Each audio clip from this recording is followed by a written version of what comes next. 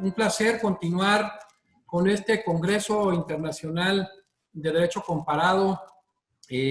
cuyo motivo principal es el homenaje a un extraordinario jurista que es el doctor Lucio Pegoraro. Y hoy, continuando con las disertaciones de expertos de 12 países diferentes de la más alta talla a nivel Europa y América, pues nos encontramos con el doctor Jorge Chediak de Uruguay, un extraordinario amigo y miembro honorario de la Academia Mexicana de Derecho. Querido doctor, gracias por estar en este importante homenaje. El agradecido, doctor Naveja, como siempre soy yo, un honor para mí. Doctor Chediak, antes que nada, ¿cuáles serían las aportaciones o qué tan importantes son las aportaciones de un jurista de la talla del doctor Lucio Pegoraro, precisamente para nosotros como juristas? Sin duda, no puede subestimarse los aportes del estudio del derecho comparado, sobre todo a nivel constitucional. Menoscabar ese valor sería prácticamente como prescindir de la experiencia ajena.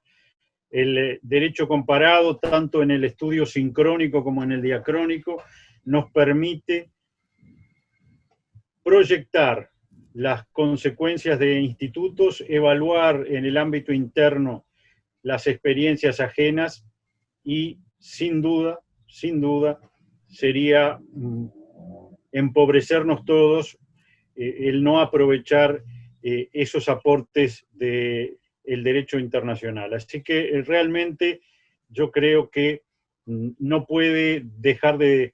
destacarse el aporte que a todos nosotros, en mi caso, simple artesano del derecho, nos ha brindado este gran jurista.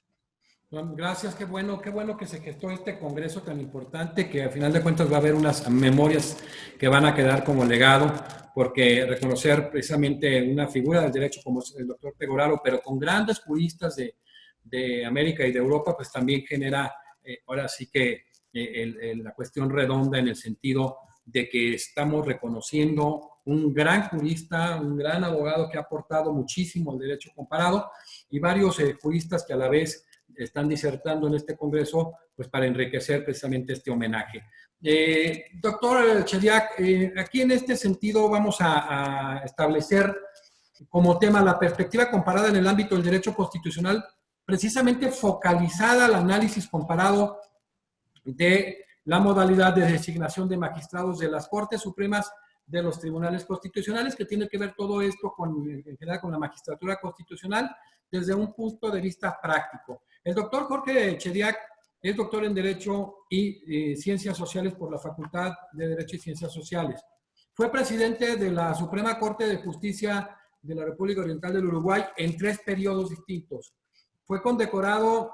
con la Gran Cruz Iberoamericana de Justicia de la Fundación de Madrid, entre otras muchas cosas. Doctor Chediak, pues para iniciar en esta disertación,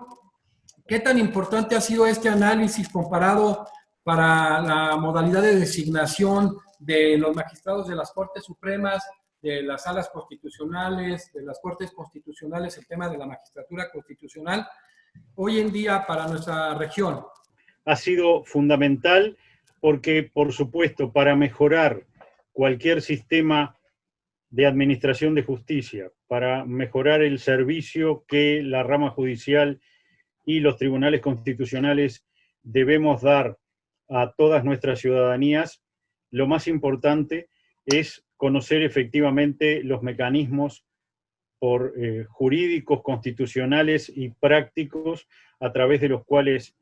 se desarrolla esta actividad y, por supuesto, el estudio de la experiencia comparada permite apuntar a las mejores prácticas y, sobre todo, como se ha destacado por muchos comparatistas que han estudiado desde el punto de vista teórico este punto tan importante, la comparación más fructífera no es la de la simple lectura de los textos constitucionales, no es la ley por el libro lo que debe compararse básicamente, sino el funcionamiento efectivo de los mecanismos constitucionales. Si no, corremos el riesgo de no visualizar lo importante que se ha tornado esta herramienta de comparación. Simplemente como ejemplo, dado que en mi vida lo que he sido durante más de 4 décadas es juez, operador del derecho, y nunca he hecho macro comparaciones, sino micro comparaciones. Por eso nos hemos focalizado en un instituto y no en esquemas constitucionales completos. Y simplemente la experiencia nos permitió el conocimiento desde la Secretaría Permanente de la Cumbre Judicial Iberoamericana de los detalles del funcionamiento de los distintos órganos de cierre de la Administración de Justicia, tanto las Cortes Supremas o Supremas Cortes como los tribunales constitucionales, es que focalizamos, a efectos de no llover sobre mojado, dado que han hecho ya exposiciones juristas de enorme talla, hemos focalizado en la comparación de los mecanismos de nombramiento de los tribunales constitucionales y las Cortes Supremas. Como experiencia simplemente personal, hace unos cuantos años, en un evento académico en Cádiz vinculado al control de constitucionalidad, realizado, si mal no recuerdo, por la Agencia Española de Cooperación Internacional y Desarrollo, uno de los docentes, que era miembro del Tribunal Constitucional de España y tenía reservado además su cargo como integrante del Tribunal Supremo, empezó a hacer una especie de análisis comparado, preguntándonos a todos los asistentes, que en principio la mayoría éramos miembros de Supremas Cortes o Tribunales Constitucionales, cuáles eran los requisitos de ingreso, de acceso a los Tribunales Supremos. Y allí, seguramente por orden alfabético de país, empezaron a recitarse los requisitos clásicos, básicamente ciudadanía natural del país de que se trate, o ciudadanía legal con determinados años de antigüedad, además de seguramente un par de décadas de residencia, un mínimo de edad en el entorno de 35 a 45 años, en nuestro país es 40, mayormente el título de grado de abogado o de doctor en Derecho y Ciencias Sociales, según las distintas constituciones, siendo curioso, en nuestra primera Constitución Nacional, siguiendo la tradición norteamericana que nos ha fecundado a todos, el constitucionalismo de los padres fundadores de los Estados Unidos de América, se preveía incluso la posibilidad de que personalidades que no tuvieran título de abogado o estudios jurídicos completos pudieran integrar la Corte, lo cual en general,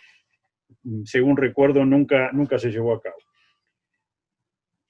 Y como básicamente tenemos el mismo origen en la región y hemos abrevado en la Gran Revolución Americana y en los padres fundadores, en el gran Thomas Jefferson, en James Madison, en las constituciones de Virginia y de Massachusetts, bueno, básicamente el esquema no variaba sustancialmente, al menos desde el origen, si bien han habido, como todos conocemos,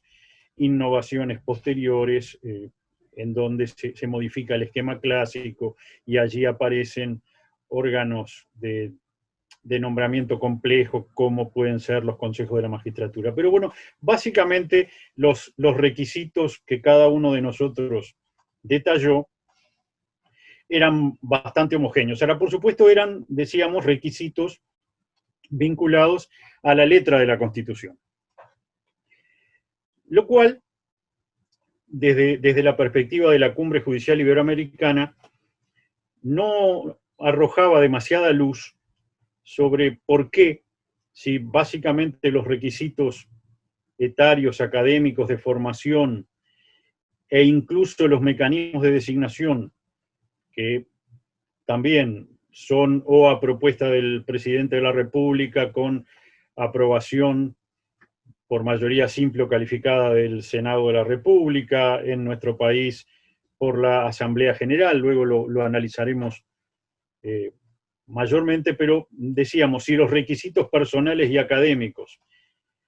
no variaban sustancialmente de un país iberoamericano a otro, y los mecanismos de designación no son tan disímiles y abrevan en un tronco común, el mero análisis descriptivo comparativo no nos explicaba la disparidad de resultados, es decir, por qué en la práctica y en los hechos el funcionamiento de las estructuras de Contralor Constitucional y los propios órganos de cierre de los poderes judiciales tienen tantas diferencias en la evaluación internacional. Básicamente, para aterrizar aún más, ¿por qué en las evaluaciones internacionales, como por ejemplo la tradicional del Foro Económico Mundial, con el, bueno, también tradicional indicador institucional de independencia judicial, porque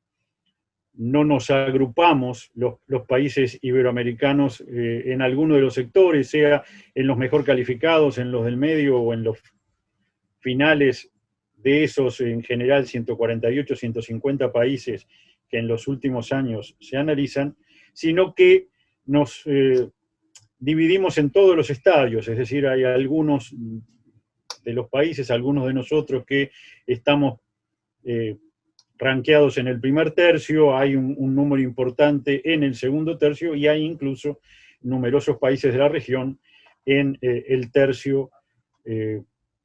menos agraciado, en el tercio con menor independencia judicial en la región. Entonces, esa disparidad entre, bueno, requisitos iniciales bastante homogéneos y mecanismos no tan dispares en las constituciones no parecía arrojar, y no arroja demasiada luz de por qué en el funcionamiento real de nuestras democracias, en el funcionamiento real de nuestros poderes judiciales, las diferencias son tan grandes. Y la explicación, a través de los años, hemos tratado de ir decantando con nuestros asistentes y analizando incluso con los colegas de distintos países el fenómeno, por supuesto, hace recaer el foco, como también los comparatistas lo realizan, en la necesidad del análisis comparado del funcionamiento efectivo de los mecanismos constitucionales. No solo de lo que está establecido en cada una de las constituciones de la República, sino abrevando en la evolución constitucional, en la historia, en la ciencia política, en el análisis de las estructuras políticas particulares de cada Estado y en las experiencias de cada uno de los tribunales constitucionales y supremas cortes, analizar y comparar, reiteramos, el funcionamiento concreto. Y de allí es que nacen las explicaciones, o por lo menos se apuntan a los indicios de por qué están esas diferencias y, por supuesto, porque es el objetivo de esta ciencia jurídica, ver cuáles son las mejores prácticas, cuáles serían las adaptaciones de mecanismos que a todos y a cada uno de nuestros países le podrían servir, por supuesto, a medida, por supuesto, adaptándolos a las realidades nacionales para mejorar ese funcionamiento. Así que vuelvo a reiterar,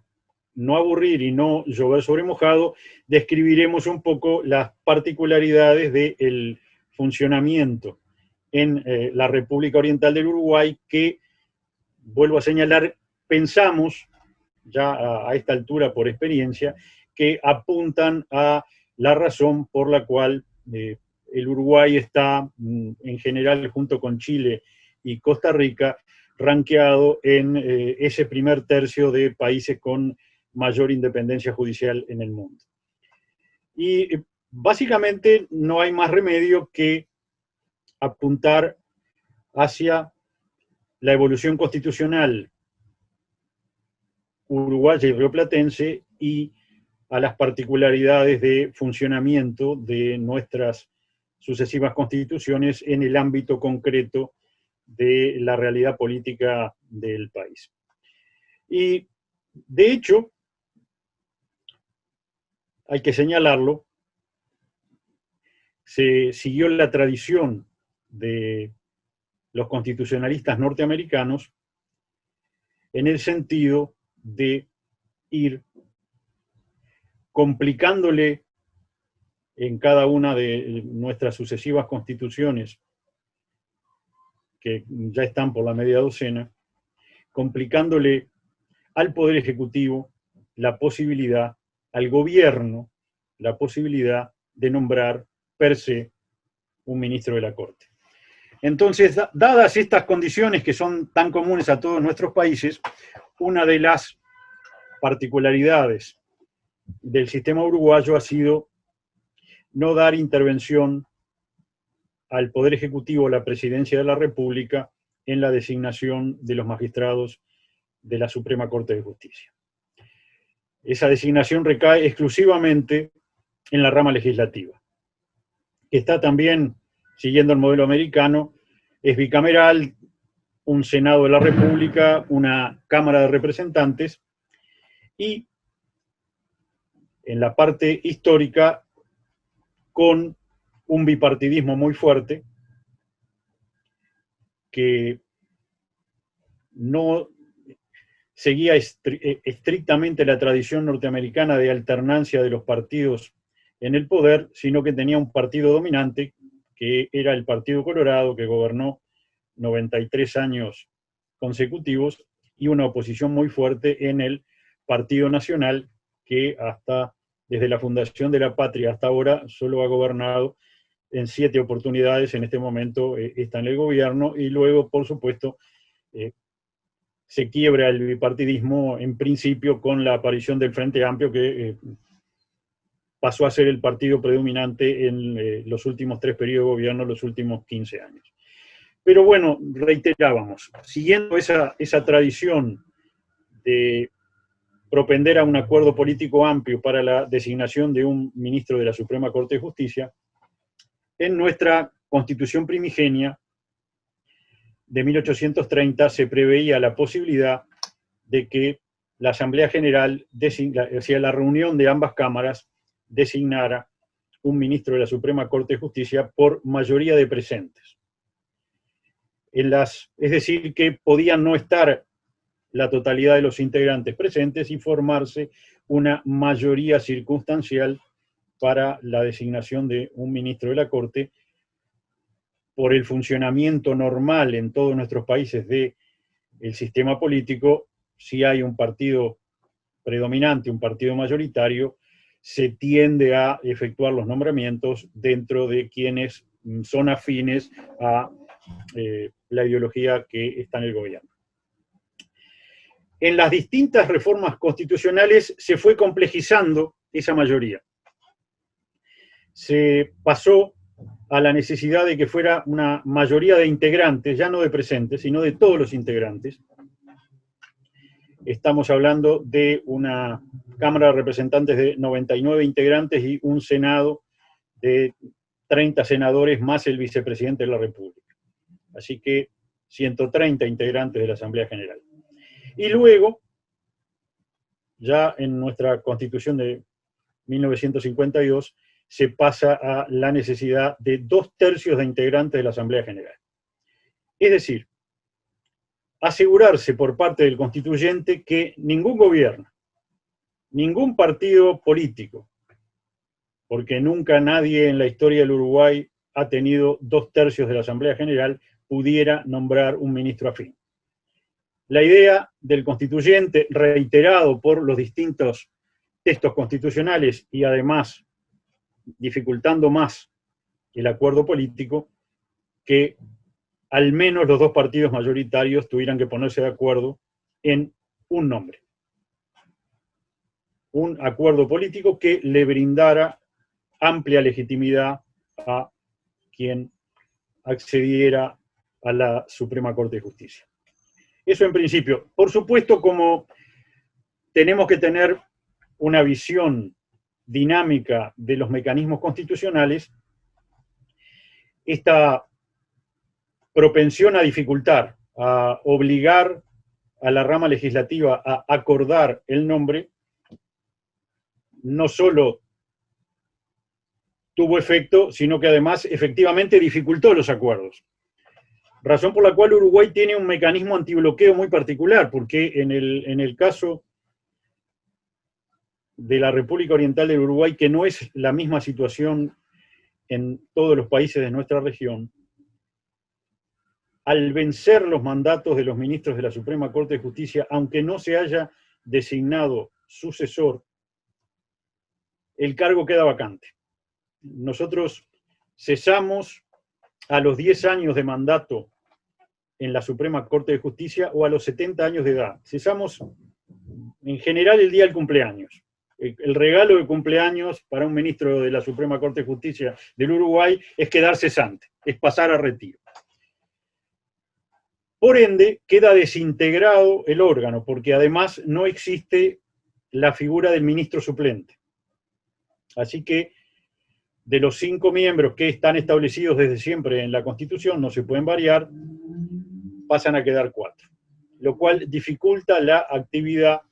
del órgano, que además mantiene en nuestro caso todas las potestades, no solo es Suprema Corte de Justicia, es Tribunal Constitucional, sino que además es el administrador íntegro del Poder Judicial, o sea, cumple también las funciones que en otros países cumple el Consejo de la Magistratura.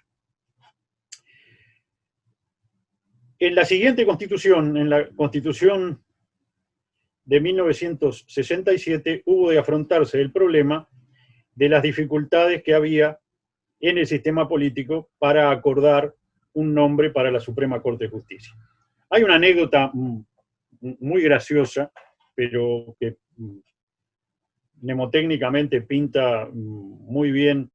la situación. Uruguay, que en aquella época era conocida como la Suiza de América, básicamente tenía un poder ejecutivo colegiado, en el cual, desde la representación de la mayoría, en ese ejecutivo colegiado, se llamaba Consejo Nacional de Gobierno, estaba representado tanto quien ganaba, tanto el partido ganador, que era el Partido Colorado en principio, como la minoría. Y la presidencia rotaba. Como el periodo de gobierno eran 4 años, en el Uruguay en 4 años había 4 presidentes de la República, que duraban 1 año cada uno en sus funciones. La Corte, decíamos, siempre tuvo 5 miembros. Para 1964 recibimos la visita del presidente de Francia, el general Charles de Gaulle, que, como es protocolar, yo recuerdo incluso haberlo visto pasar frente a la casa de mis padres en su limusina abierta. En ese momento los presidentes podían, con poca custodia y sin vidrios blindados, circular sin problema. Por supuesto, hizo las visitas protocolares a las 3 ramas del gobierno y además fue recibido con gran beneplácito por todo el pueblo uruguayo. La situación muy curiosa es que, como se había operado un bloqueo político desde hacía 1 año y medio, no se habían podido nombrar, por falta de acuerdo, a 2 de los ministros de la Corte. Entonces, básicamente, Uruguay tenía una Suprema Corte de Justicia de 3 ministros y tenía un poder ejecutivo de 4 presidentes. 3 en ejercicio, perdón, 1 en ejercicio y 3 más, 1 que ya había sido y 2 que le faltaban. Y eso motivó la siguiente reflexión que hizo pública el general de Gaulle. Dijo: ¿qué país raro que es el Uruguay tiene más presidentes de la República que ministros de la Suprema Corte de Justicia? Esa fue. Por supuesto, luego se desbloqueó, pero en la siguiente y última reforma constitucional de 1967 se procedió a realizar un mecanismo que evitara los bloqueos, justamente llamado así, un mecanismo antibloqueos, un método subsidiario de integración de la Suprema Corte de Justicia cuando el sistema político no se pone de acuerdo. que básicamente, y allí vamos a la otra explicación, básicamente establece un plazo para la Asamblea General, esa es la tipicidad del sistema uruguayo, de 90 días para que se pongan de acuerdo. Entonces, producida la vacante, se comunica a la Asamblea General en 90 días requiere tener un acuerdo político por 2/3, que si mal no recuerdo son 87 votos, que requiere necesariamente, ahora que tenemos un nuevo bipartidismo por coaliciones, requiere necesariamente que las coaliciones importantes, las dos coaliciones importantes del gobierno y de la oposición se pongan de acuerdo para hacer el nombramiento. ¿Y qué acaece si no? Y si no, opera este mecanismo antibloqueo subsidiario por el cual accede por imperio constitucional a la Suprema Corte de Justicia el ministro de los tribunales de apelaciones, que es el escalón inmediatamente inferior a la Suprema Corte de Justicia, que tenga mayor antigüedad en el cargo. Ese es un estímulo para que el sistema político se ponga de acuerdo, porque saben que si no lo hace, automáticamente quedará designado al día 91 el ministro que tenga mayor antigüedad en el cargo de ministro del Tribunal de Apelaciones. Y si se fuera a dar, porque fue muy cuidadoso el constituyente, si se fuera a dar que dos ministros de tribunales de apelaciones tuvieran la misma antigüedad, es decir, que hubieran jurado como ministros de tribunales el mismo día, allí accederá el ministro que tuviera mayor antigüedad total en la magistratura uruguaya. Esa es la situación. Ese mecanismo ha funcionado varias veces y ha contribuido, en nuestra opinión, con mucha firmeza a la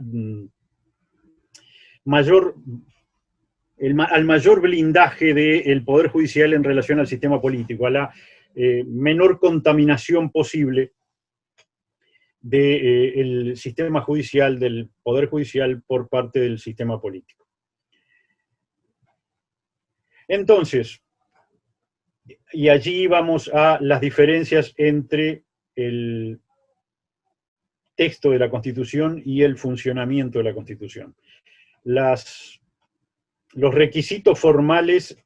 muy parecidos a muchísimos de los países de nuestra región.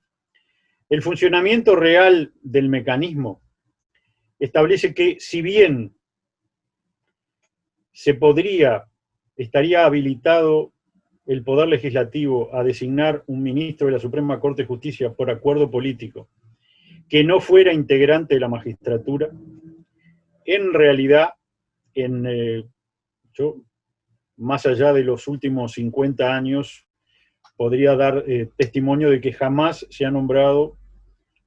a alguien, aunque sea un jurista prestigioso, que no integre el estamento superior de ministros de Tribunal de Apelaciones en el Poder Judicial del Uruguay. Entonces, la realidad es que los ministros de la Suprema Corte de Justicia del Uruguay se eligen en los hechos entre los ministros de Tribunal de Apelaciones, que tuve el honor de ser el más antiguo también, suman 51 en el Uruguay. En ese universo es que se produce la selección. Y como estamos además en un sistema constitucional, obviamente complementado con una ley orgánica de la magistratura, una estructura de nombramiento, capacitación y ascenso de los jueces, la realidad del funcionamiento de nombramiento constitucional es que, yo lo resumiría didácticamente, que si uno tiene alguna aspiración cuando se recibe como abogado, como doctor en Derecho y Ciencias Sociales, de alguna vez llegar a ser ministro de la Suprema Corte de Justicia, tiene que tomar la decisión a los 25 años de edad. Tiene que postularse a la escuela judicial, a nuestro centro de estudios judiciales, es decir, tiene que tratar de ingresar a la escuela judicial, mecanismo por concurso, tiene que salvar este posgrado de 2 años, luego ser designado en los escalones más bajos de la judicatura, lo que aquí llamamos la judicatura de paz del interior, es decir, fuera de la capital, y luego, durante unos 30 años, ascender unas 8 o 9 veces para llegar a ser ministro de alguno de los tribunales de apelaciones de las distintas materias en el Uruguay. Y allí pasa a integrar el elenco de los constitucionalmente elegibles para integrar la Suprema Corte de Justicia. Entonces, en los hechos, el mecanismo efectivo constitucional difiere de los requisitos formales y se complementa de tal manera que el resultado final es una magistratura vitalicia, una magistratura de carrera que está lo más despegada posible en una democracia del sistema político y de los propios partidos políticos. Básicamente porque el mecanismo obviamente tampoco difiere demasiado de las constituciones de la región, pero al tener los ministros de la Suprema Corte de Justicia prohibida la actividad política, pero además al tener todos los integrantes del Poder Judicial prohibida la actividad política, y al tener que ingresar a la magistratura en el entorno de los 25 años, uno lo que tiene de alguna manera es una veda política vitalicia, es decir, queda apartado desde que se recibe, desde que aspira a ingresar a la magistratura de toda actividad política, lo cual preserva mayoritariamente el funcionamiento profesional del sistema. Y creemos que por allí se explica los diferentes resultados, porque también podemos dar fe que miembro a miembro, persona a persona, la gran mayoría de todos los colegas y ex colegas de Cortes Supremas y de tribunales constitucionales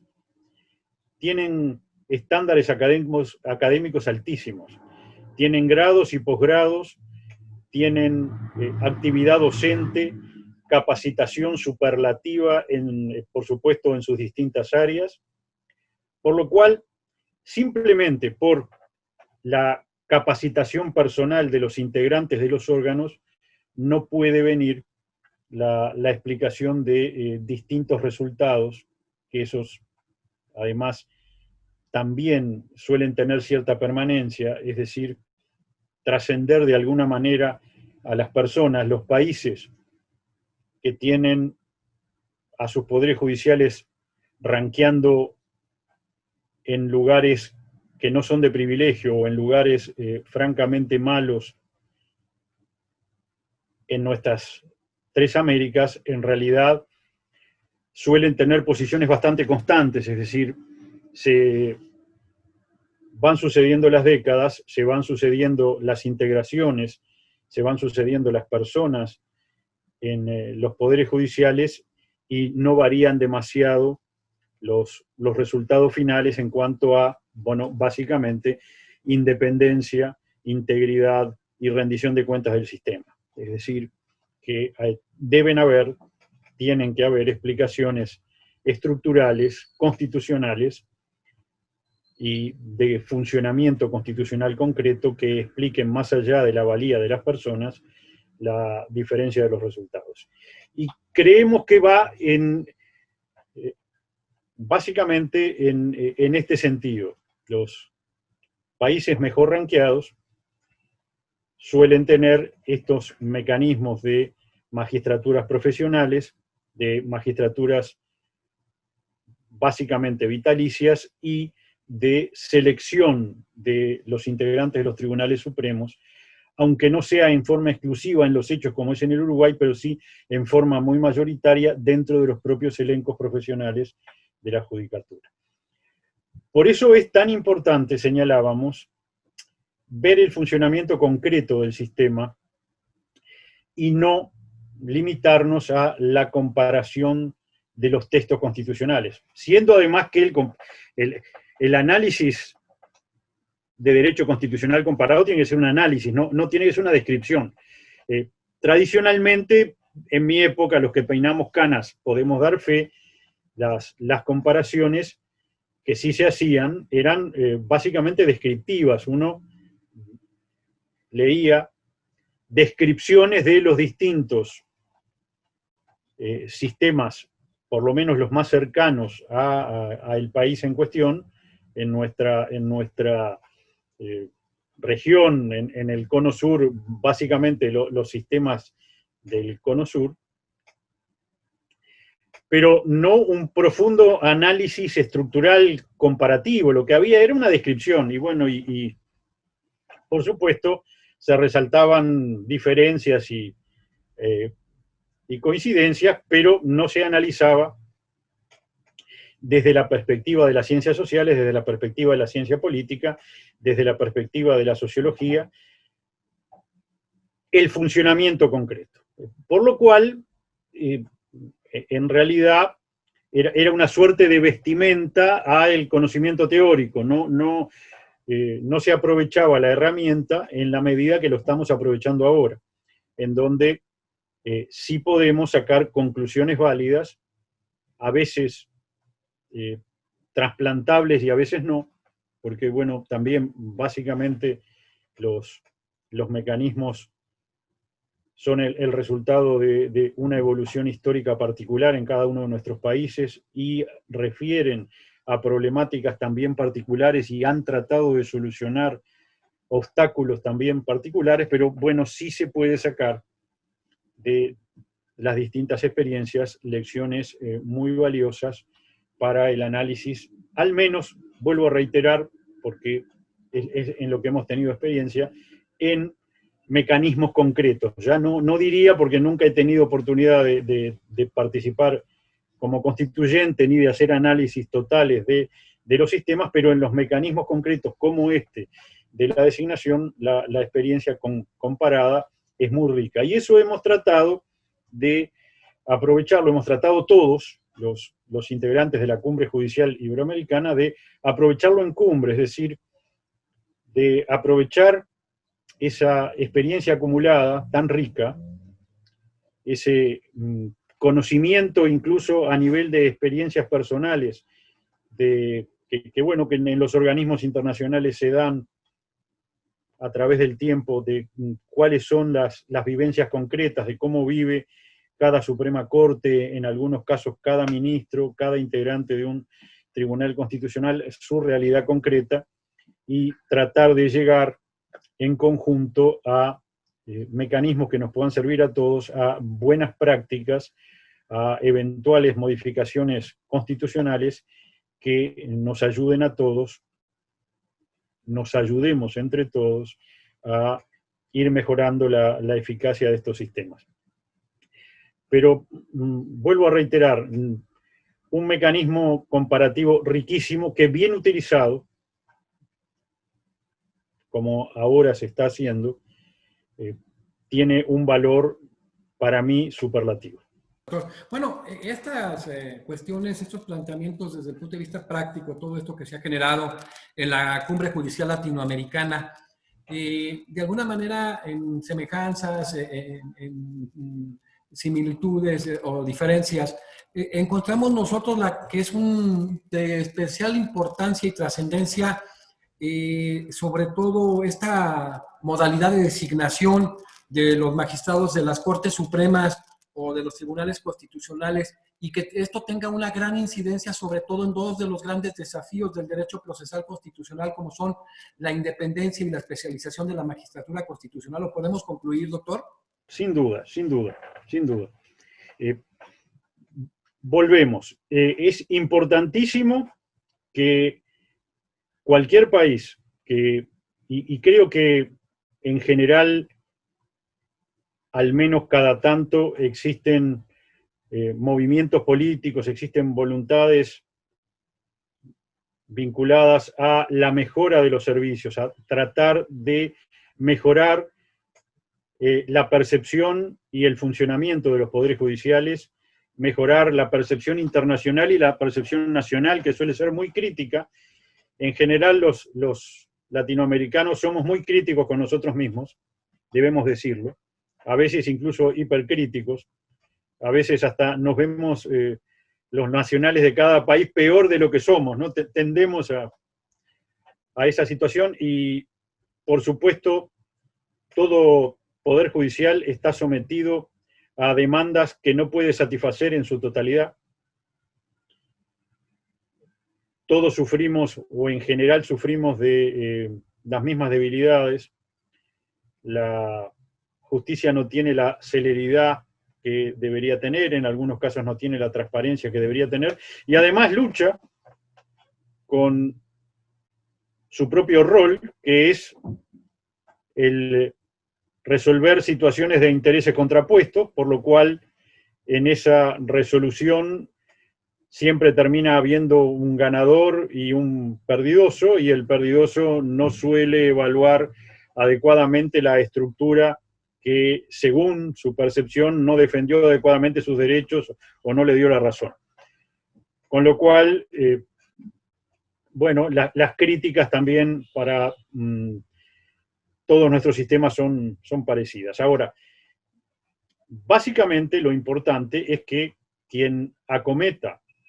en función de constituyente en cada uno de nuestros países, una reforma, tiene una importantísima biblioteca y análisis de experiencias acumulados. No tiene que empezar de cero, puede ya no hacer experiencias, sino evaluar adecuadamente cuáles han sido las experiencias que en otros países han dado resultados y cuáles son aquellas que no han dado los resultados esperados o que básicamente también han fracasado.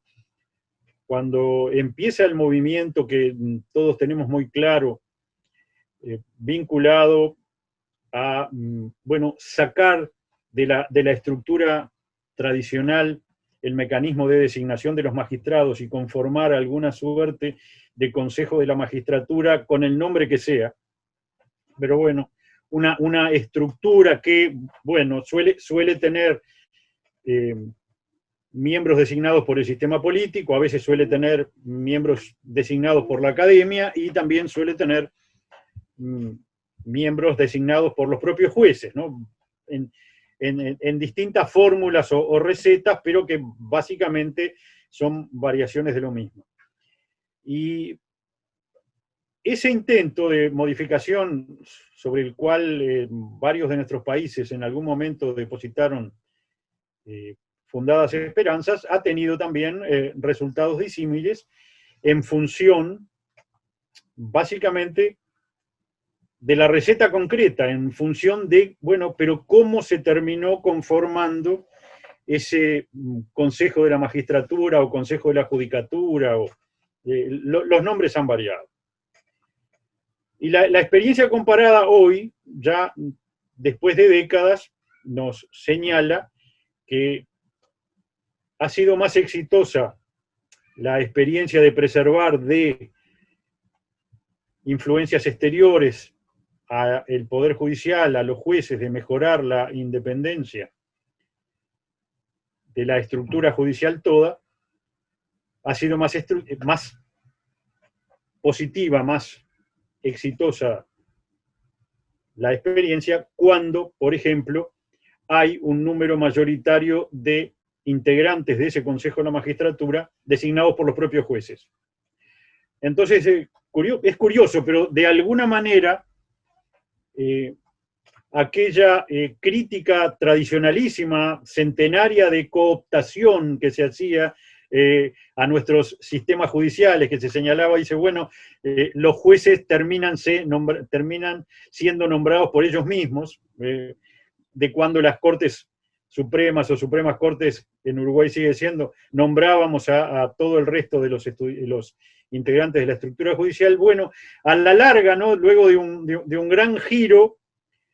vamos encontrando que funciona mejor cuando predominan los propios jueces en la designación de los jueces, en una suerte de variación de aquel esquema original al cual se le adjudicaban, y seguramente tenga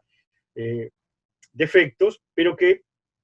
en los hechos, en los distintos países, ha funcionado mejor que la situación inversa, en donde, por ejemplo, los integrantes del Consejo de la Magistratura son mayoritariamente nombrados directamente por el sistema político, o son senadores o son diputados. Y bueno, en esas situaciones, donde es minoritaria la representación de los propios jueces, el sistema se ha politizado más, no ha funcionado tan bien. Entonces, básicamente, volvemos. Más allá de las fórmulas teóricas, hay que analizar cada estructura, cada mecanismo y ver en la realidad cómo funciona. Y, por supuesto, descontando las mejores intenciones de todos los integrantes, porque decía un viejo profesor, las intenciones las presumimos buenas siempre. Partamos de eso. Entonces, ¿qué podemos concluir de un análisis en donde funciona no tan exitosamente para preservar la independencia judicial un mecanismo, por ejemplo, de Consejo de la Magistratura, donde predominan los integrantes del sistema político? No en mala fe para nada, y por supuesto no tampoco en falta de capacidad técnica, porque también hay que reconocer que en general los poderes legislativos, los sistemas políticos, nombran personas capacitadas, nombran abogados y abogadas con capacidad técnica para integrar los consejos de la magistratura. Lo que se puede concluir con la dificultad de hacer generalizaciones, pero desde un punto de vista de la ciencia jurídica, es que el sistema político aplica criterios políticos para las designaciones, porque está en su ADN, porque termina funcionando así. Y los jueces no, o por lo menos los jueces menos, los jueces atendemos más a las condiciones personales o a las condiciones técnicas. Por ende, más allá de la mejor voluntad de cada uno, reiteramos, de los integrantes en el país que sea, resulta ser que, mirado objetivamente, funciona mejor un Consejo de la Magistratura o cualquier órgano de designación de magistrados donde no tenga mayoría el sistema político. Con lo cual, vuelvo a reiterar, hemos hecho una gran transformación en un giro de casi 360 grados. Por ende, curiosamente, terminamos atendiendo a las recomendaciones de Thomas Jefferson y de James Madison, a las enseñanzas originales que nunca debemos olvidar, porque básicamente además son quienes en los hechos, con todo el respeto a Charles Lewis de Secondata, al Marqués de Montesquieu, en los hechos el sistema funcionando lo diseñaron ellos, no en teoría, pero el sistema que ha funcionado hasta ahora lo diseñaron ellos. Y aquella receta de que la mejor estructura republicana era aquella en la cual cada uno de los poderes interviniera en la designación de los restantes en la menor medida que fuera posible, sigue siendo una buena receta. Sigue siendo, no perfecta, porque por supuesto, como decía Sir Winston Leonard Spencer Churchill, la democracia no es el mejor sistema que existe, es absolutamente el peor, pero también básicamente con la excepción de todos los otros que el hombre ha diseñado. Entonces es un sistema perfectible, con enormes defectos, pero bueno, es el menos malo que hemos podido desarrollar. Y bueno, esa circunstancia de preservar mecanismos de nombramiento distintos, elecciones frecuentes, populares, abiertas y legítimas para la integración de los poderes ejecutivo y legislativo, y cargos vitalicios y designaciones indirectas para los cargos de la judicatura, a la larga, cuando al final del día, como suelen decir, termina siendo la receta menos mala, ¿no? Esa es un poco la realidad. Entonces, lo primero que estamos todos obligados a hacer, quienes estamos vinculados a estas temáticas, es el análisis de las realidades constitucionales y su funcionamiento, para lo cual, reitero, el análisis comparado es una herramienta inapreciable. Quiero concluir con una pregunta que va a dar una respuesta muy breve, pero aprovechando la gran experiencia del doctor Jorge Chediak, que en 3 periodos fue presidente de la Suprema Corte del Uruguay, y sobre todo este bagaje que ha tenido desde las cumbres judiciales latinoamericanas y en este intercambio de ideas. Estos, en el caso concreto de Uruguay, Chile y Costa Rica, dentro de la designación de la magistratura constitucional, ¿son los que tienen mayor semejanza en América Latina, doctor? Bueno, básicamente tenemos estructuras no idénticas. Nadie tiene una estructura calcada a la otra. O sea, tenemos un origen común y, por supuesto, lineamientos muy parecidos. Sin duda que nuestras similitudes con la hermana República de Costa Rica y con la hermana República de Chile son mayores no solo, ojo, no solo volvemos, in the law by the book, no solo en la Constitución escrita, sino en el funcionamiento, en esa tensión necesaria de cercanía que tiene que haber entre el texto constitucional y lo que efectivamente pasa, porque sin duda que sincronía perfecta entre el texto constitucional y su aplicación no tiene nadie. Eso es un ideal al cual hay que tratar de llegar y que estamos todos lejos de obtener. Lo que hay que tener es una tensión tal, una proximidad tal entre el texto constitucional concreto y el funcionamiento real de los mecanismos constitucionales, tal que se parezcan. Yo no digo que sea como un espejo, no, pero que se parezcan, que básicamente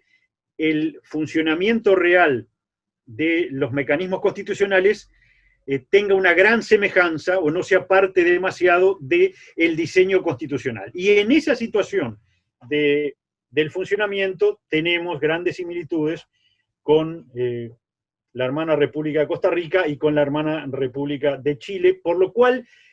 no nos sorprende a ninguno. Yo creo que ni a los costarricenses, ni a los chilenos, ni a los uruguayos nos sorprende que en general en las mediciones internacionales tendemos a estar agrupados juntos, ¿no?